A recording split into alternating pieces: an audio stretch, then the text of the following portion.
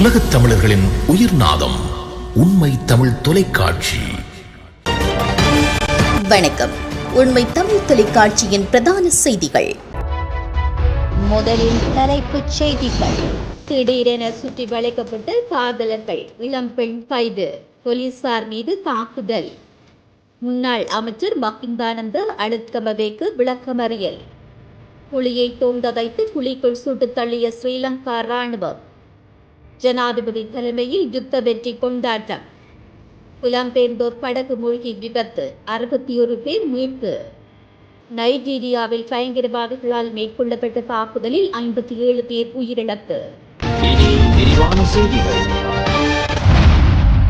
கம்பகாவில் 12 gram 400 milli gram heroin வைத்திருந்த பெண்ணொருவர் கைது செய்யப்பட்டுள்ளார். கைது செய்யப்பட்டவர் பயாங்கொடை பகுதியைச் சேர்ந்த 18 வயதுடைய பெண் என்று போலீசார் தெரிவித்தனர். பயாங்கொட போலீஸ் பிரிவின் மாரப்பல பகுதியில் போலீஸ் நிலைய அதிகாரிகள் குழு நேற்று மாலை நடத்திய சோதனையின் போது சந்தேக நபர் கைது செய்யப்பட்டார். இந்த கைது நடவடிக்கையின் போது போலீசாரின் கடமைகளுக்கு இடையூறு விளைவித்து ஒருவர் தப்பிச் சென்றதாக தெரிவிக்கப்படுகிறது. கைது செய்யப்பட்ட இளம்பெண்ணின் காதலனே இவ்வாறு தப்பிச் சென்றதாக தெரிவிக்கப்பட்டுள்ளது. அந்த நபர் வாளால் தாக்கியதில் 2 போலீஸ் அதிகாரிகள் காயமடைந்துள்ளனர். சந்தேக நபரின் தலைமறைவான காதலனை கைது செய்ய பயாங்கொட போலீசார் விசாரணைகளை மேற்கொண்டு வருகின்றனர்.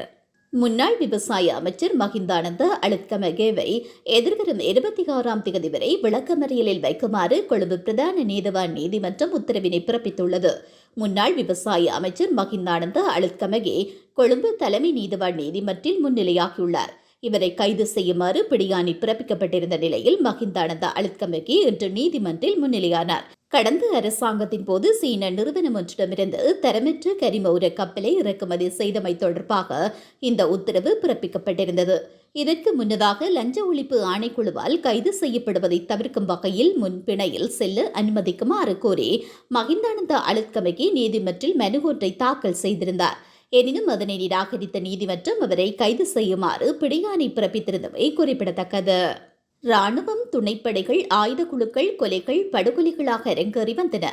அதேபோல்தான் தம்பலவில் படுகொலைகள் இன்று 40 ஆண்டுகளை கடந்தும் நீதிக்காக காத்து கிடக்கிறது. ஈழத்தின் கிழக்கு மாகாணத்தின் அம்பாறை மாவட்டத்தில் உள்ள தம்பலவில் என்ற இடத்தில் 1985 மே 16 முதல் மே 18 வரை இந்த படுகொலைகள் இடம்பெற்றது. குறிப்பாக நெற்பட்டிமுனை, துறை நீலாவணை, சேனை குடியிருப்பு போன்ற கிராமங்களில் ஸ்ரீலங்காவின் விசேட அதிரடிப்படையினரால் சுற்றி வளைக்கப்பட்டு கைது செய்யப்பட்ட சுமார் 60 தொடக்கம் 63 வரையான தமிழ் இளைஞர்கள் கொண்டுவரப்பட்டு கொடூரமான முறையில் படுகொலை செய்திருந்தமை குறிப்பிடத்தக்கது.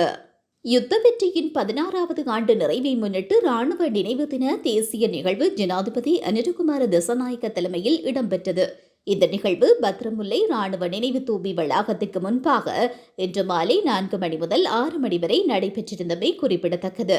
இதன் காரணமாக பத்ரமுல்ல பகுதியில் விசேட போக்குவரத்து திட்டம் செயல்படுத்தப்படும் என்று காவல்துறை தலைமையகம் அறிவித்திருந்தது. இதேவேளை ஜனாதிபதி பங்கேற்க திட்டமிட்டிருக்கவில்லை. இந்த நிலையில் முன்னதாக இன்றைய தினம் நடைபெறவுள்ள ராணுவ நினைவு நிகழ்வில் ஜனாதிபதி அனுரகுமார திசாநாயக்க பங்கேற்க திட்டமிட்டிருக்கவில்லை என்றும், எனினும் பல்வேறு தரப்பினராலும் பிரயோகிக்கப்பட்ட அழுத்தம் காரணமாகவுமே ஜனாதிபதி இந்த நிகழ்வில் கலந்து கொள்ள உள்ளதாக தென்னிலங்கை ஊடகங்கள் செய்தி வெளியிட்டுள்ளன. ஜனாதிபதி அனுரகுமார திசாநாயக்க தனது உத்தியோகபூர்வ சமூக ஊடக கணக்குகளில் ஸ்ரீலங்காவின் போர் வெற்றியின் 16வது ஆண்டு நிறைவு குறித்து எந்த பதிவையும் வெளியிடவில்லை என்பதும் தென்னிலங்கையில் பெரும் பேசு பொருளாக மாறியுள்ளமை குறிப்பிடத்தக்கது. புலம்பெயர்ந்தோரை ஏற்றி சென்ற படகு ஒன்று பிரான்ஸ் நகரான பவுலோன்சர்மெர் அருகே ஆங்கில கால்வாயை கடக்க முயன்ற பொழுது மூழ்கியதில் ஒருவர் உயிரிழந்துள்ளார். படகில் அதிக சுமை ஏற்றப்பட்டமையினால் இந்த விபத்து ஏற்பட்டதாக பிரெஞ்சு அதிகாரிகள் தெரிவித்துள்ளனர். இந்த விபத்தில் 61 பேர் மீட்கப்பட்டதாகவும் கூறப்பட்டுள்ளது. உயிர் பிழைத்தவர்களில் ஒரு குழந்தையும் அவரது தாயும் தாழ்வெப்ப நிலையால் பாதிக்கப்பட்டனர். அவர்கள் விமானம் மூலம் மருத்துவமனைக்கு கொண்டு செல்லப்பட்டனர். ஏனையவர்கள் பவுலோன்சர்மெருக்கு கொண்டு செல்லப்பட்டனர்.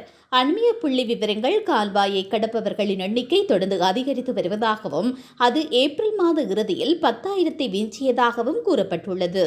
நைஜீரியாவில் வடகிழக்கு பகுதியில் 2 கிராமங்களில் பயங்கரவாதிகள் நடத்திய தாக்குதலில் 57 பேர் உயிரிழந்ததாக அந்நாட்டு ஊடகங்கள் தெரிவித்துள்ளன.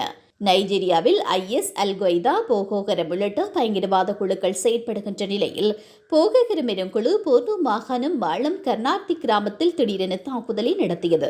இந்த தாக்குதலில் இந்த கிராமத்தை சேர்ந்த 23 விவசாயிகள் சம்பவ இடத்திலேயே உயிரிழந்ததாகவும் 20க்கும் மேற்பட்டோர் படுகாயம் அடைந்ததாகவும் தெரிவிக்கப்பட்டுள்ளது. மேலும் பெண்கள், சிறுமிகள் உட்பட 50க்கும் மேற்பட்டோர் கொள்ளை கும்பலால் கடத்தி செல்லப்பட்டதுடன் மற்றொரு கிராமத்திலும் பயங்கரவாதிகள் தாக்குதல் நடத்தியதில் 34 பேர் உயிரிழந்துள்ளனர். இந்த கிராமங்களிலும் பயங்கரவாதிகள் மேற்கொள்ளப்பட்ட தாக்குதலில் மொத்தம் 57 பேர் உயிரிழந்ததாக தெரிவிக்கப்பட்டுள்ளது. மீண்டும் தலைப்புச் செய்திகள். திடீரென சுற்றி வளைக்கப்பட்ட காதலர்கள், இளம்பெண் கைது, போலீசார் மீது தாக்குதல். முன்னாள் அமைச்சர் மஹிந்தானந்த அழுத்கமவேக்கு விளக்கமறியல். புலியை தோண்டதைத்து குழிக்குள் சுட்டு தள்ளிய ஸ்ரீலங்கா ராணுவம். ஜனாதிபதி தலைமையில் யுத்த வெற்றி கொண்டாட்டம். புலம்பெயர்ந்தோர் படகு மூழ்கி விபத்து, 61 பேர் மீட்பு. நைஜீரியாவில் பயங்கரவாதிகளால் மேற்கொள்ளப்பட்ட தாக்குதலில் 57 பேர் உயிரிழப்பு. இத்துடன் இந்த செய்திகள் நிறைவடைகின்றன. மேலும் இந்த செய்திகளை தெரிந்து கொள்ள உண்மை தமிழ் தொலைக்காட்சியோடு இணைந்திருங்கள். வணக்கம். உலகத் தமிழர்களின் உயிர்நாதம் உண்மை தமிழ் தொலைக்காட்சி.